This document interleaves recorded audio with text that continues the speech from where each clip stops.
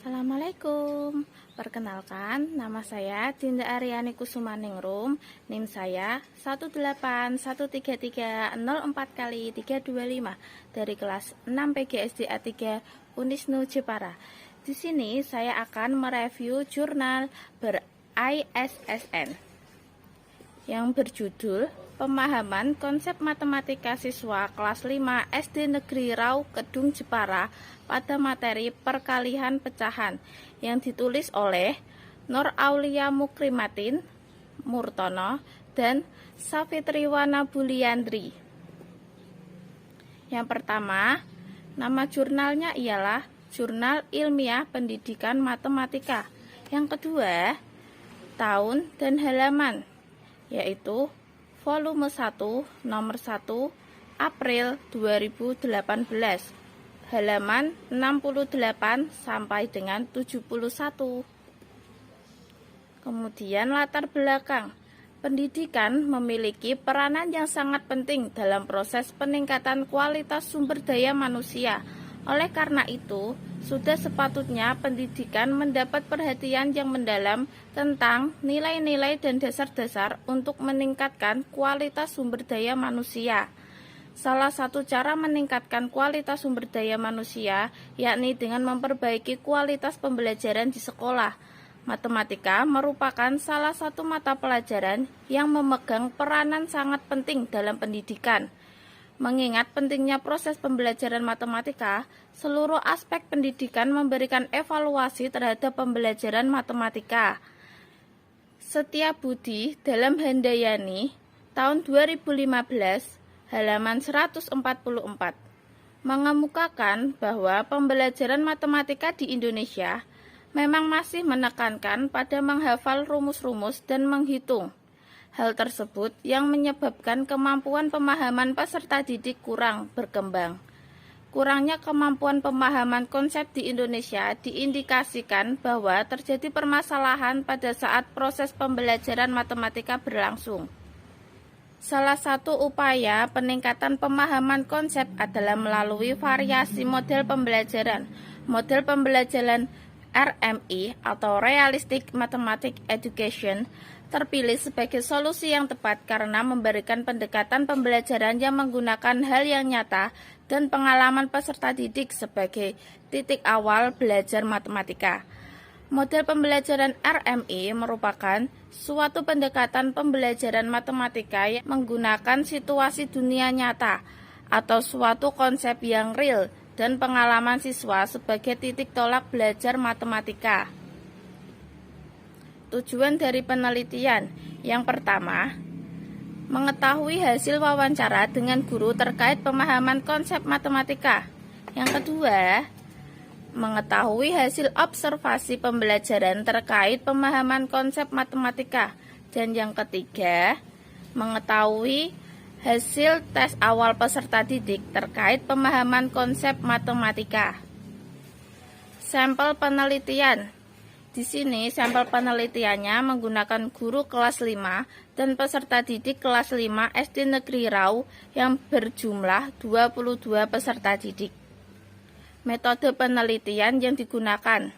Metode penelitian atau teknik pengumpulan data menggunakan wawancara dengan guru, observasi, dan tes. Setelah mendapatkan data, dilakukan dengan teknik analisis data kuantitatif deskriptif dan teknik analisis data kualitatif. Berdasarkan hasil wawancara, observasi, dan pretest, diketahui bahwa pemahaman konsep siswa masih rendah. Hasil penelitian. Hasil penelitian menunjukkan bahwa peserta didik mampu menyatakan ulang sebuah konsep dalam kategori sedang sebesar 50%. Peserta didik mampu mengklasifikasikan objek menurut siswa sesuai dengan konsepnya dalam kategori rendah yakni sebesar 27,27%. Peserta didik mampu memberikan contoh dan non-contoh dalam kategori rendah sebesar 30,68%. Peserta didik mampu menyajikan konsep dalam berbagai bentuk representasi matematika dalam kategori rendah sebesar 36,36%. Peserta didik mampu mengembangkan syarat perlu atau syarat cukup suatu konsep dalam kategori rendah sebesar 37,5%. Peserta didik mampu menggunakan, memanfaatkan, dan memilih prosedur tertentu dalam kategori rendah sebesar 29,55%.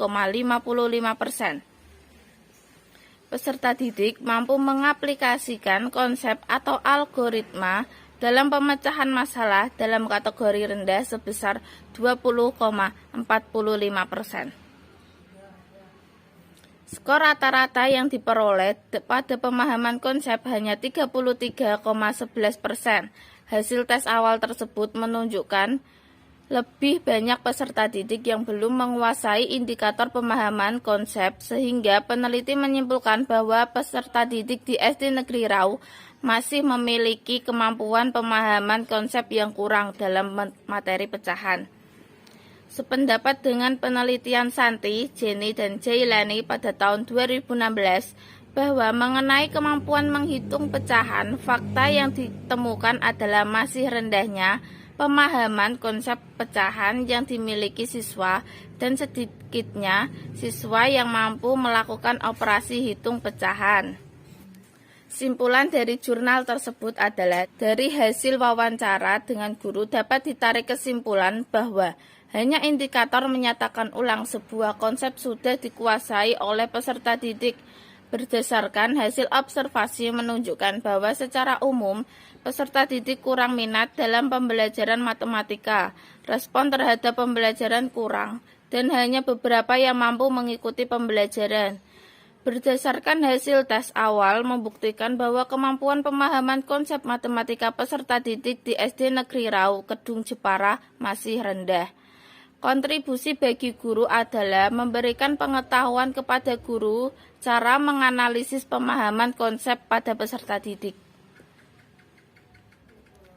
Kelebihan dari jurnal tersebut. Yang pertama, dalam penelitian ini, peneliti sudah menggunakan model pembelajaran sebagai solusi dalam penanganan masalah yang terjadi di SD Negeri Rau Kedung Jepara, yaitu model pembelajaran RMI atau Realistic Mathematics Education. Yang kedua, peneliti sudah menjelaskan secara rinci dan dipaparkan juga presentase hasil tes pemahaman konsep pada peserta didik di SD Negeri Rau Kedung Jepara. Dan yang ketiga, pada abstrak juga sudah menggunakan dua bahasa, yaitu bahasa Inggris dan bahasa Indonesia. Untuk kekurangan dari jurnal tersebut, yang pertama, bagian abstrak kurang tepat karena biasanya terdapat kata kunci, sedangkan pada jurnal tersebut tidak ada. Kemudian yang kedua, dalam penulisan masih terdapat koma dan. Maksudnya itu habis tanda koma, spasi, terus ada dannya. Yang sebenarnya pada penulisan apabila terdapat tanda koma, tidak boleh memberikan kata dan. Begitu juga sebaliknya jika hendak menulis dan sebelumnya tidak boleh dikasih tanda koma. Kemudian yang ketiga, pada bagian hasil dan pembahasan bagian akhir terdapat kata setelah tanda titik tidak menggunakan huruf kapital. Padahal pada ketentuan sebenarnya adalah setelah tanda titik itu seharusnya hurufnya kapital.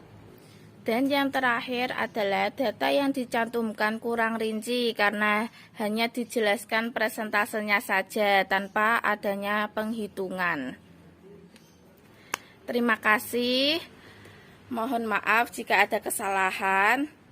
Semoga bermanfaat. Wassalamualaikum warahmatullahi wabarakatuh.